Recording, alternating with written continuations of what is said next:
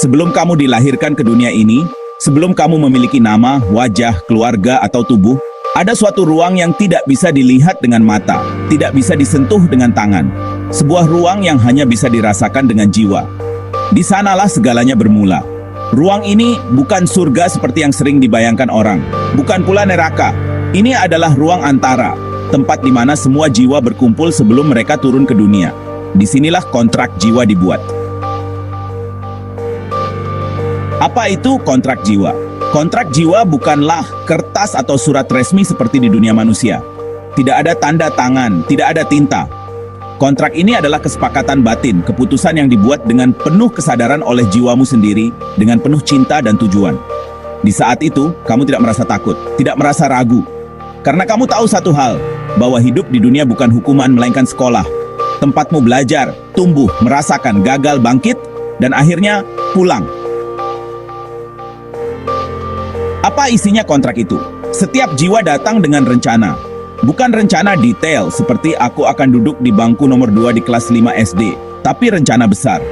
Pelajaran apa yang ingin kupelajari, tantangan apa yang siap kuhadapi, dan hubungan seperti apa yang akan menuntunku pulang ke jati diriku.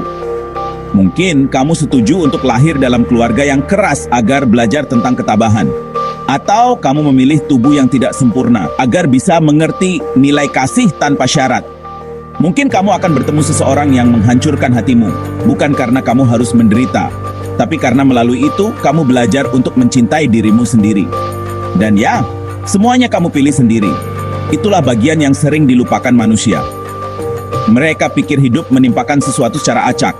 Tapi jauh sebelum kamu lahir, jiwamu sudah tahu medan yang akan dilalui. Dan saat kamu menerima kontrak itu, kamu berkata, "Aku siap, biar aku yang turun, biar aku yang belajar." Siapa yang ada di ruang itu? Kamu tidak sendiri.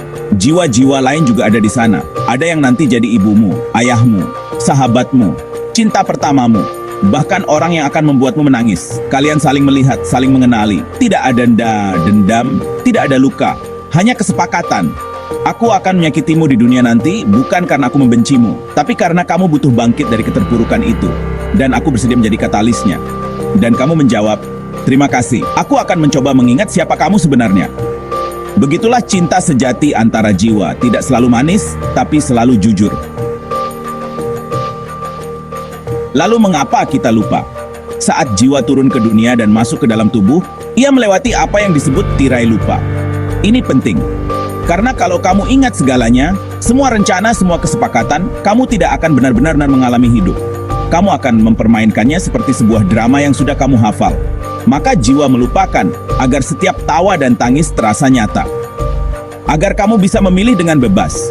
Agar setiap keputusan yang kamu ambil punya makna sejati. Namun begitu, kadang kamu merasa ada sesuatu yang kamu tahu tapi tidak tahu dari mana. Itulah bisikan jiwa, memori samar dari kontrakmu. Saat kamu melihat seseorang dan merasa, "Aku seperti pernah kenal dia," atau saat kamu memilih jalan hidup tanpa tahu kenapa, itu karena jiwamu sedang mencoba mengingat. Apakah kontrak ini bisa berubah? Ya, tentu bisa. Kontrak jiwa bukan takdir yang mengikat mati. Ia fleksibel, seperti sungai yang menyesuaikan bentuknya dengan tanah. Kamu bisa menolak pelajaran yang datang, bisa menunda, tapi itu hanya menambah babak dalam ceritamu, tidak menghapusnya. Dan kamu juga bisa mempercepat proses, bisa bangkit lebih cepat, bisa sadar lebih awal. Dan ketika itu terjadi, jiwamu bersinar lebih terang. Kehidupan yang kamu jalani hari ini adalah hasil dari kontrak awal ditambah pilihan-pilihan harian yang kamu buat di bumi. Itulah keindahan hidup. Kamu punya kebebasan, tapi juga punya arah. Lalu apa gunanya mengetahui ini? Ketika kamu tahu bahwa jiwamu memilih jalan ini, kamu mulai melihat segalanya berbeda. Penderitaan bukan kutukan, tapi kelas belajar yang kamu sendiri pilih. Musuh bukan musuh sejati, tapi partner pelajaran dalam kelas kehidupan. Luka bukan kehancuran, tapi pintu menuju pemulihan. Dan yang paling penting, kamu tidak sendirian. Jiwa-jiwa yang pernah bersamamu di ruang antara masih terhubung. Melalui mimpi, intuisi, bahkan lewat orang asing yang kamu temui hari ini di jalan. Mungkin sekarang kamu mulai ingat sedikit. Mungkin tidak dengan kata-kata, tapi hatimu terasa hangat. Seperti mengenali sesuatu yang pernah kamu tahu jauh sebelum kamu jadi manusia. Itulah jiwamu yang bicara. Aku tahu ini berat, tapi kita pernah janji, dan aku di sini bersamamu setiap langkah. Kamu tidak perlu mengingat kontrak jiwamu secara logis atau rinci. Tidak ada kilatan cahaya di langit. Tidak ada suara gaib membacakan isi perjanjianmu. Yang datang adalah rasa, bisikan, tarikan halus yang kadang tak bisa dijelaskan. Dan justru di sanalah keajaiban bermula. Pernah kamu mendengar sebuah kata, melihat simbol, membaca kalimat, lalu tiba-tiba hatimu bergemuruh? Bukan karena kamu mengerti secara logika, tapi karena ada getaran halus di dalam dirimu yang bilang, ini penting. Mungkin kamu menonton film dan tiba-tiba menangis di adegan yang tak seharusnya menyentuh. Atau bertemu seseorang dan merasa, aku pernah kenal kamu tapi kapan? Di mana? Itu bukan kebetulan. Itu gema dari kontrak jiwa. Seperti puzzle yang pelan-pelan menyatu kembali.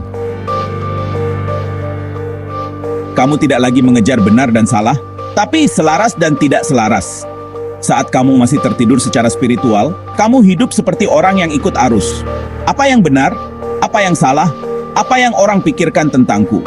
Tapi saat jiwa mulai terbangun, kamu mulai bertanya, apakah ini selaras dengan diriku? Apakah ini membuatku damai? Kamu mulai hidup berdasarkan perasaan batin, bukan opini luar. Dan meskipun kamu belum bisa menjelaskan kenapa kamu memilih satu jalan, kamu merasa ini jalanku, aku tahu ini. Itulah pertanda bahwa jiwamu sedang mengambil kendali. Salah satu pertanda jiwa ingat kontraknya adalah saat kamu mulai memaafkan orang-orang yang menyakitimu. Bahkan jika mereka tidak pernah meminta maaf. Bahkan jika mereka tidak sadar bahwa mereka melukai. Kenapa? Karena kamu mulai sadar bahwa semua itu bagian dari pelajaran. Kamu tidak melihat mereka sebagai musuh, tapi sebagai aktor yang membantumu belajar tentang luka, batasan, kekuatan, dan cinta sejati. Dan ketika kamu bisa berkata dalam hati, aku tak membenarkan apa yang terjadi, tapi aku berterima kasih atas pelajarannya. Maka saat itu jiwamu sedang mengenali kontraknya. Pernah merasa seperti menghadapi masalah yang itu-itu lagi? Hubungan yang mirip, luka yang serupa, tantangan yang datang dari arah berbeda, tapi membawa rasa yang sama? Itu bukan sial, itu pengulangan pelajaran. Kontrak jiwa akan terus menampilkan bab yang sama sampai kamu menyadari, ini bukan tentang mereka, ini tentang bagaimana aku meresponsnya. Dan ketika kamu berhenti menyalahkan orang dan mulai bertanya, apa yang ingin aku pelajari dari ini? Itulah saat jiwamu sedang membuka lembar kontraknya dan mulai mengerti. Kamu tertarik pada hal-hal yang menghubungkan diri. Tiba-tiba kamu tertarik pada hal-hal seperti meditasi, filsafat, spiritualitas, simbol, musik yang menyentuh jiwa, bahkan mimpi yang terasa terlalu nyata. Bukan karena ikut-ikutan, tapi karena jiwamu rindu pulang ke dirinya sendiri. Kalau kamu mendengarkan semua ini dan merasa sesuatu di dalam dirimu bergema, maka itu tandanya kamu sedang mengingat. Tidak harus semuanya langsung jelas. Tidak harus sempurna. Kontrak jiwa bukan soal jadi orang suci. Ini soal mengingat siapa kamu sebenarnya sebelum dunia mengajarimu untuk lupa.